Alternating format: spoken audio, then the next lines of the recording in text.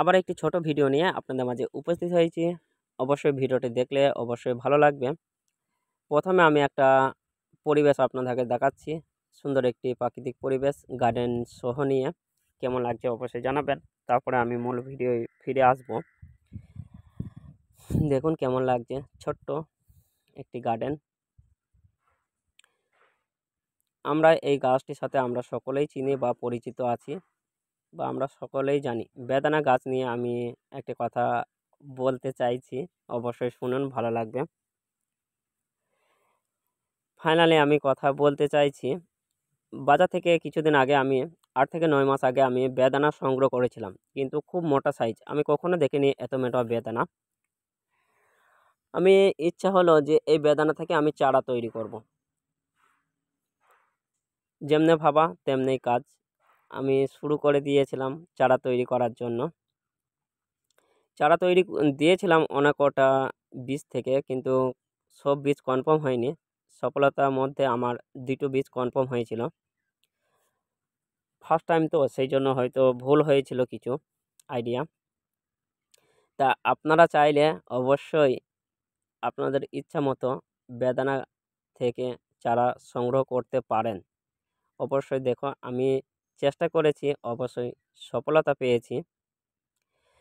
এই যে আমি বেদানাটা এনেছিলাম, এটি খুব মোটা জাতীয় বেদানা সাইজ, কিন্তু বেদানার মধ্যে তো অনেক কোয়ালিটি বা অনেক ভাগ আছে, অনেক জাতীয় প্রজাতিও আছে। আমার হয়তো জানা ছিল না, আমি জিজ্ঞাসা করিনি এটি কি নাম জাতীয় বা কি নামে। সেই জন্যই আমি নামটা আপনাদের সাথে উল্লেখ করতে পারছি না অবশ্যই। দেখো, 8 থেকে 9 মাস মধ্যে আমি বীজ থেকে নিজের হাতে চারা তৈরি করেছি, এবং দেখো সফলতা পেয়েছি।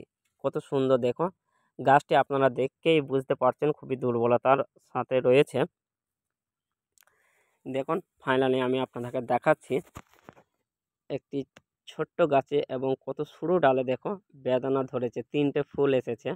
অবশ্যই আমি 3টে ফুল নেব না, আমি 3টে ফুলের মধ্যে 2টো ফুল কেটে দেবো এবং একটা ফুল থাকবে।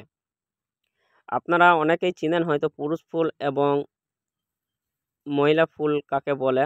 অবশ্যই এদের মধ্যে কিন্তু অনেকটা ভাগ আছে, পুরুষ এবং মহিলার মধ্যে অনেকটা ভাগ আছে। পুরুষ ফুলগুলা ঝরে যাবে এবং মহিলা ফুলগুলা অবশ্যই থেকে যাবে। অবশ্যই আপনারা যখন এই ফুল একসাথে 3 থেকে 4টে জায়গায় আসবে, আপনারা গাছ বুঝে আপনারা পুরুষ ফুলগুলা অবশ্যই কেটে দেওয়ার জন্য চেষ্টা করবেন, না হয়তো মহিলা ফুলগুলাও ঝরে যাওয়ার সম্ভাবনা অনেক বেশি থাকে। হয়তো দেখো আমার গাছটি অনেক কম বয়স, তো হয়তো দেখো খাবারের প্রয়োজন হতে পারে, হয়তো আমি অতিরিক্ত খাবার দিলে সেটাও একটা গাছের ক্ষতি। কিন্তু প্রয়োজন মতো জল এবং প্রয়োজন মতো খাবার দিতে হবে। আমি আপনাদেরকে নেক্সট ভিডিওয়ে আপনাদেরকে জানাবো যে বেদানা কোনটা পুরুষ ফুল এবং কোনটা স্ত্রী ফুল। অবশ্যই আপনাদেরকে সুন্দরভাবে বোঝানোর চেষ্টা করব। ভালো থেকো, সুস্থ থেকো।